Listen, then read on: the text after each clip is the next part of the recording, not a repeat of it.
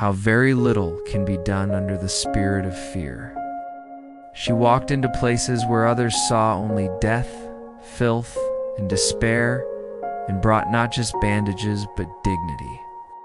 This is the story of Florence Nightingale, the woman who changed what it meant to care. She was born in 1820 in Florence, Italy, hence the name, but raised in a wealthy British family that valued status, not service. Florence was expected to marry well, host dinners, and speak French over tea, but she heard a different calling. By 16, she wrote in her diary that God had spoken to her, not with thunder, but with clarity. She was meant to help others, not as a wife, not as a hostess, but as a nurse. At the time, nursing was considered a job for the uneducated, often associated with alcoholism and scandal.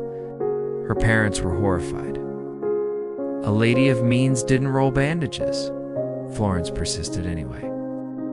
She trained in secret, then formally studied nursing in Germany in her 30s. When the Crimean War broke out in 1853, Britain's military hospitals were overwhelmed. Thousands of soldiers were dying, not from wounds, but from infection, filth, neglect. Florence volunteered. With 38 nurses, she arrived in Scutari, Turkey, and found horror. Overflowing latrines, blood-soaked floors, rats and disease. The mortality rate in the hospital was over 40%. She got to work.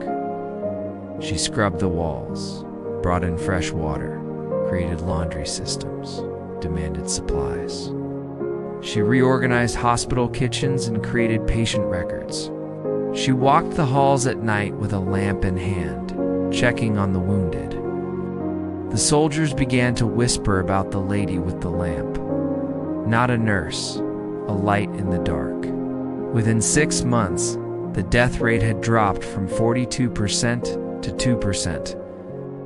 But Florence didn't stop when the war ended. She returned to England a national hero, but avoided the spotlight.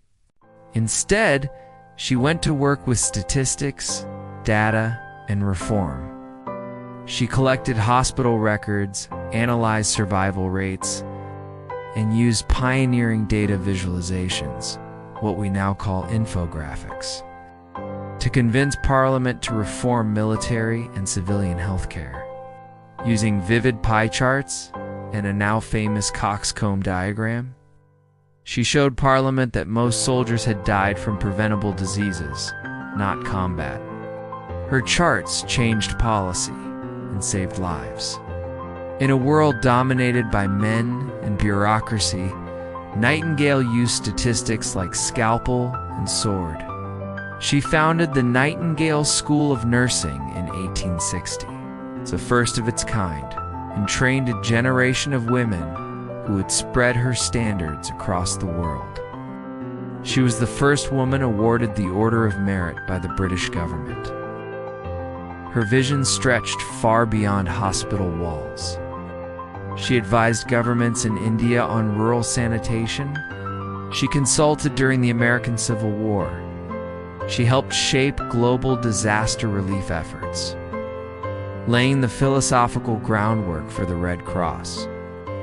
For decades, world leaders sought her advice, yet she spent her final years ill and largely bedridden, writing letters, reports, and still advocating for reform.